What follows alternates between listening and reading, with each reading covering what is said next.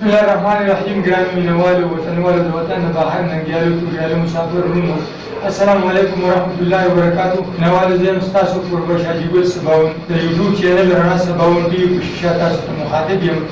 ګرانو مینوالو ستاسو دپاره د خوشحالۍ د خندا د ګپ شپو یو پروګرام پیش کوو چې حقیقت په مذاق کې انشاءالله تاسو به خوندونه واخلئ. نو زموږ سره ملګري دي په دې پروګرام کې جناب رضا محمد صاحب، جناب نور صاحب سیکرټري صاحب، زما سره ښي طرف ته ناست ځوان جواد دی، زموږ سره بل نږدې جواد علي دی.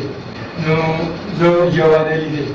نو مینوالو تاسو ته پروګرام پیش کوو، انشاءالله ستاسو به خوښ شي. رضا محمد صاحب الفاظ د مینې ډک د خولې واته مې نه هېري، الفاظ د مینې ډک د خولې واته مې نه هېري، وړمبي ځل د بڼو لاندې کاته مې نه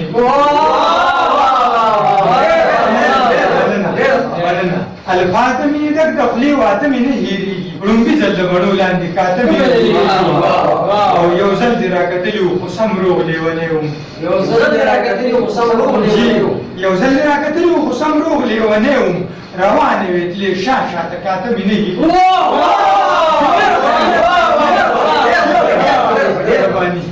او راغلی وې د مور سره هېر نه دي ماته یاد دي، راغلی وې د مور سره هېر نه دي ماته یاد دي. سیکرټري صاحب راغلی وې د مور سره هېر نه دي ماته یاد دي، راکړی د ولاس ستا لاس پاسته مې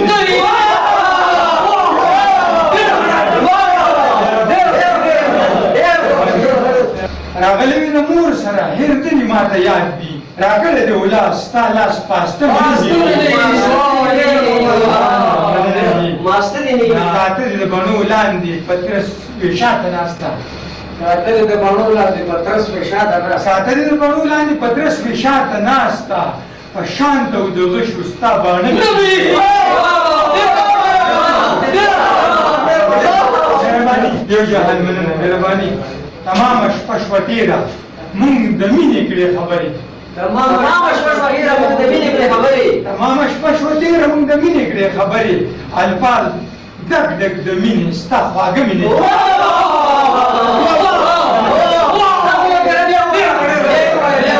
مهرباني مهرباني. او تمامه شپه شوه تېره مونږ د مینې کړې خبرې، الفاظ ډک ډک د مینې ستا خواږه مینې مننه. او ویل دې زه به ستا یم ته زما دا فیصله شوه، ویل دې زه به ستا یم ته زما دا فیصله شوه، ویل دې زه به ستا یم ته زما دا فیصله شوه، یوه یوه جمله ستا فیصله مې نه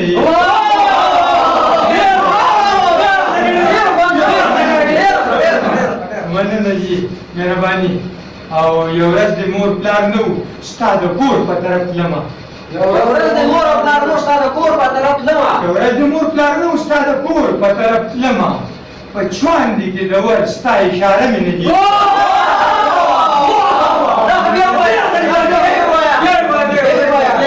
مهرباني. یو ورځ د مور پلار نه و ستا د کور په طرف تلمه، یو ورځ د مور پلار نه و ستا د کور په طرف تلمه، په چواندې کې د ور ستا اشاره مې نه دي. او یو شی و اجتها وه غټه زه ورته حیران یم، یو شی و اجتها وه څه شی و دا څه بلا وه څه شی و یو شی و اجتها وه غټه زه ورته حیران یم، دا څه بلا وه ویم درته چې ویم درته ووایه یو شی و اجتها وه غټه زه ورته حیران په کور کې د دانو ستاسو خنبه مې نه وي.